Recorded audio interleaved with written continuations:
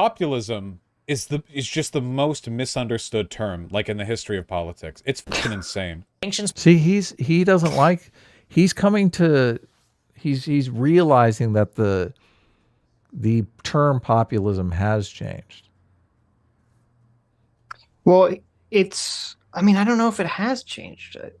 Like change. Like, how do you think it's changed? Well, Changed from what to what? I think it was commonly conceived of as like a left wing thing. I don't think that's no. I mean, the first populist party in America was right wing. I don't What think populist party was that? it was. Bring it. I just had the window open. I mean, I thought it was left wing. They were like the No. silver people, the silver standard people. American Populist Party, the People's Party. Right. Oh no, you're right. Yeah, they were left wing. Yeah, it was. Okay, They I'm were staying like corrected. they were they wanted Williams Jennings Bryan. That's who Kurt was thinking. they wanted yeah. to get money on the silver standard instead of the gold Right. standard because the gold standard favored inflation. Actually, was better for them because you're borrowing money and then paying back dollars that are worth less. So they liked inflation. They were into it. Mhm. They said, deflation hurt borrowers and helped the bankers, and the gold standard created deflation that was harmful for them. That's fine. I like this. It says, historians have argued vigorously about the nature of populism. Some historians see populist as a forward-looking liberal reforming party. Others see it as reactionaries trying to recapture an idyllic and utopian path. Yeah, see? But see, this is why it's dumb, is that it's like there's both a left and right-wing version of populism. That's why people are arguing about it. Yes, yeah. Because if populism just means broadly to have a distrust of the elites and the institutions and to kind of view them with conflict of each other, of course, you can have a left and right wing version of that, where the left wing version is more like, well, the elites are rich and they just want to maintain their wealth. And the right is more like, well, the elites are, some kind of subverters who are subverting our culture for some sort of like, nefarious reason, often, foreigners or a minority group or something. Right. Yeah, they seize on different intuitions to be populist, but the result is the same. Policy at this point is not going to change. Putin's recent mobilization guarantees that. And that means we now get to watch a massive transformation on the continent. One thing is certain, it won't be the same again. And the effects of the sanctions policy, which almost no one actual thought went into, it's going to have major ramifications for years to come.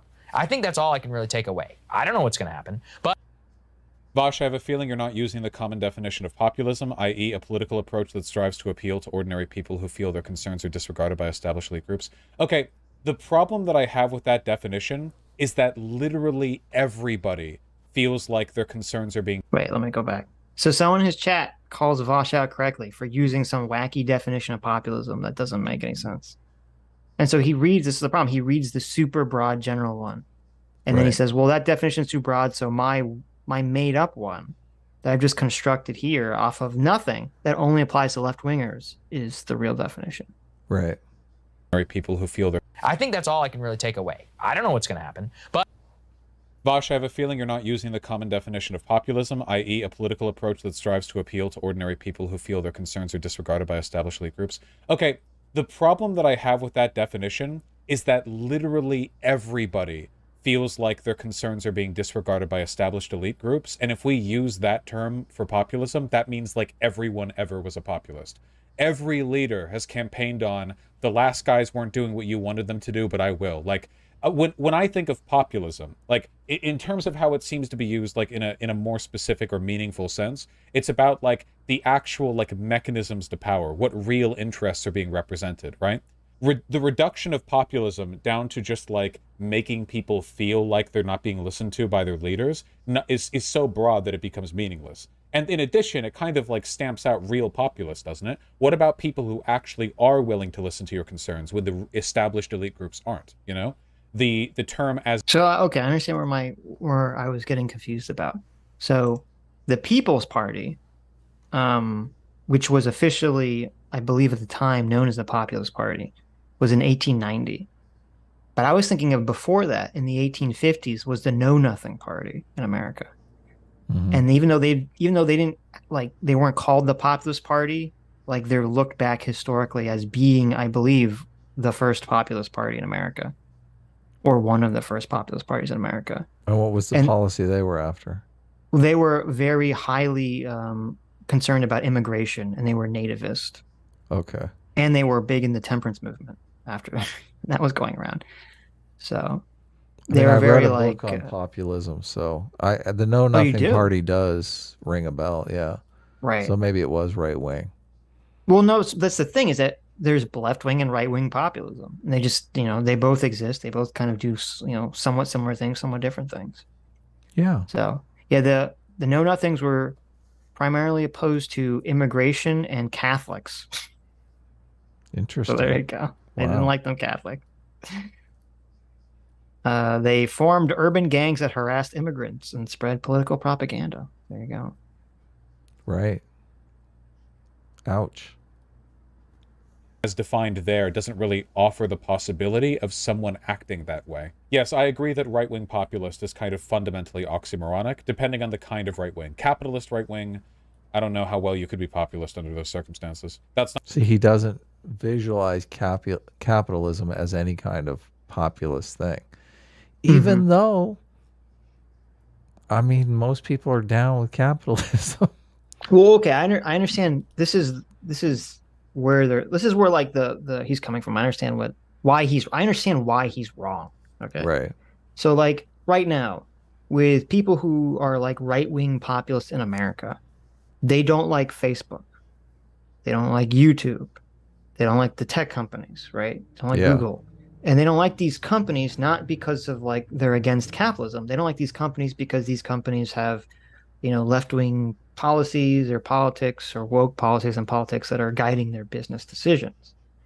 And so they're against, right-wing populists in America are not against the system of companies. They're just more against what the companies are basically doing politically. Well, and that they're treating their users unfairly. Yeah, exactly. Right. But a lot of right-wing, now there are some right-wing populists that are ACAB, but I would say most of them are probably not ACAB. Most of them probably do support the institution of the police or the institution of the American military. Right. Or so it's not like this. And then the left wing is kind of the opposite. So like the left wing populists like Vaush, even if they're against the system of capitalism, they're not against the individual companies of Facebook, Twitter, YouTube, because those companies are doing all the things that they want them to do, essentially. They might criticize them because they want those companies to go further. They want those companies to lock down more, ban people more, get rid of right-wingers more. But they're still kind of softly supporting Twitter. They're softly supporting a lot of the mainstream media, but they're very anti the cops. They're very anti the American military. So it's not like most populists are not like flatly against all institutions. Like they kind of pick and choose what institutions they believe are like being controlled by the elites, that are being, manipulated, that are the ones that are the corrupt institutions. Yeah.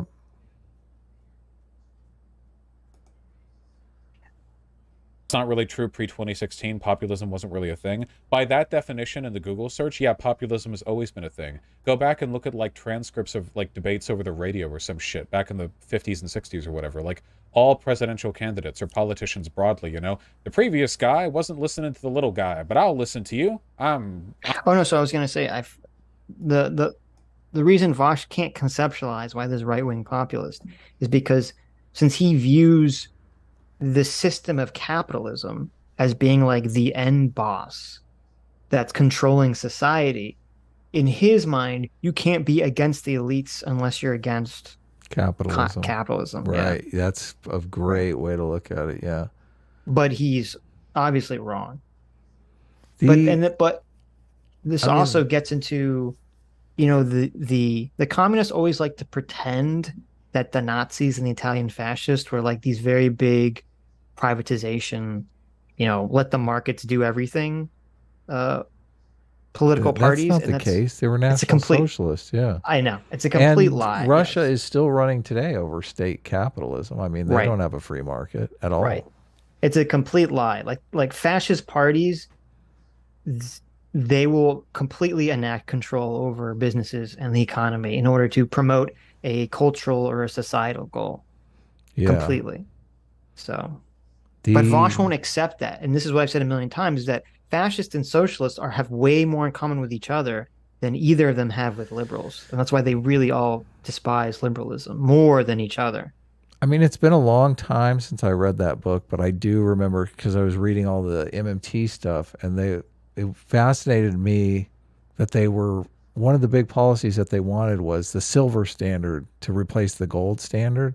Mm-hmm. And they were farmers basically that would have to take out loans from banks to get all the supplies to do their farming, and then they would sell their farm goods at a profit. But the loan interest was a big part of the equation. And also inflation was a big part of it because, you borrow money at one time and then you're selling at a different time. But none of them seemed to be anti-capitalist. They were all just wanted better arrangements on their loans from the bankers. They saw themselves in conflict with the bankers.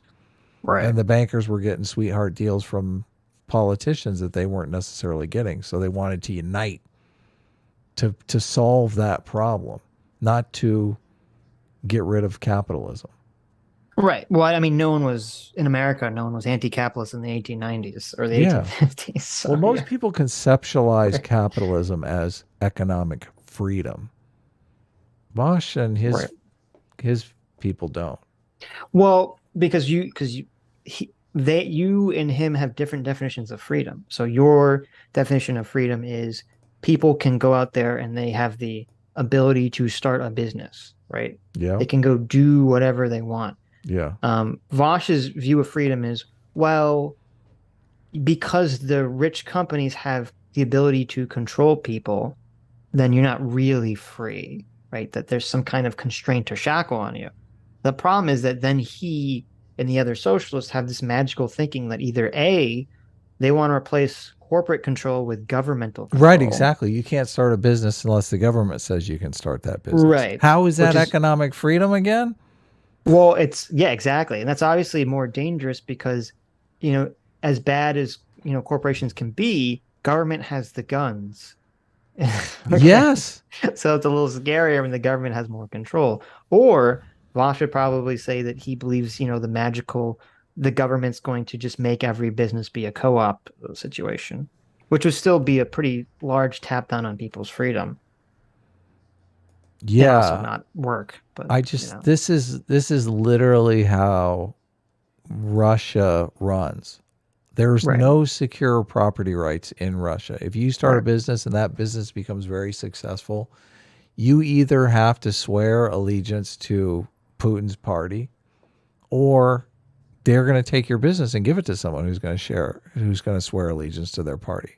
Mhm. That's not really economic freedom.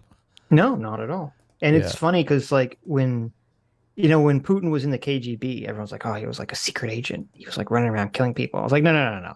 When Putin was in the KGB, he was a paper pusher. He was on a desk somewhere, but he was the permit guy. Yeah. And so people would have to come to him under the communist government of the USSR, and I'd have to say, hey, I want to start a new business. Hey, I want to do X. I need to do Y, and you need some government permit. And he was the guy that was stamping the paper that would give people permits.